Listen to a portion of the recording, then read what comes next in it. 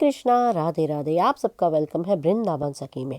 तो फ्रेंड्स, आज इस विषय में बात करेंगे कि घर में अगर नॉन वेज बनता है तो ऐसे में लड्डू गोपाल जी की सेवा कैसे करें, कहीं हमें पाप तो नहीं लगेगा। तो वीडियो आप एंड तक अवश्य देखिएगा। और अगर आप चैनल पे नए हैं तो चैनल को लाइक शेयर सब्सक्राइब करना ना भूलें।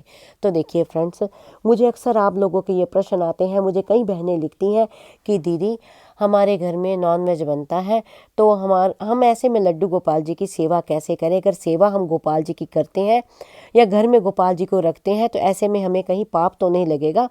तो देखिए फ्रेंड्स, हाँ, घर में अगर आपके वैसे तो नॉनवेज किसी को भी नहीं खाना चाहिए। जीव हत्या बहुत बड़ा पाप है, इसका वर्णन शास्त्रों में भी आता है। लेकिन अब बात ये होती है कि घर में एक सदस्य तो रहता नहीं है, घर में कई सदस्य रहते हैं। तो ऐसे में अगर वो नॉनवेज खाने वाले हैं, आप उनको मना भी करेंगे तो खामखा घर में लड़ाई झगड़ा हो जाएगा।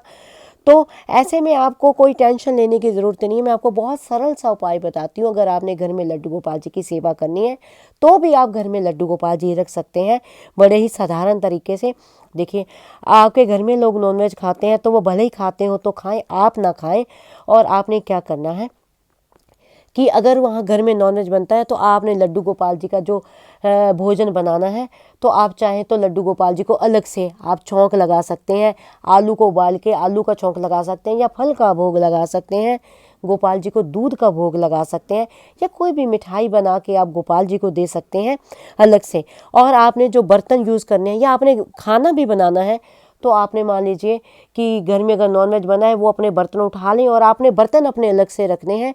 वो वाले बर्तन यूज़ नहीं करने हैं। चूल्हे को अच्छी तरह साफ़ करके, किचन को साफ़ करके अलग से ठाकुर जी को है जो आप आलू उबाल के, दाल उबाल के उसका छौंक लगा सकते हैं। हाँ, लेकिन इस बात का भी आपने विशेष ध्यान देना है कि अगर नॉनवेज तो नहीं खाना है तो ठाकुर जी को लहसुन प्याज का भी भोग नहीं लगता। तो बिना लहसुन प्याज का भोजन आपने गोपाल जी के लिए बनाना है।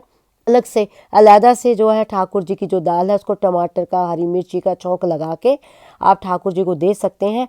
या मान लीजिए आप नहीं भी बना रहे तो जैसे मैंने आपको बताया, आप कोई भी ठाकुर जी को मिठाई बना के, खीर बना के ठाकुर जी को आप भोग लगा सकते हैं।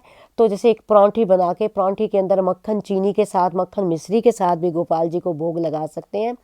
तो कोई खाता है खाए, आप नॉनवेज को ना खाएं, आप लहसुन प्याज का जो भोग ठाकुर जी को ना लगाएं। तो बस इस बात का विशेष ध्यान रखें कि बर्तन साफ करके, किचन साफ करके ही ठाकुर जी को जो आपने भोग लगाना है।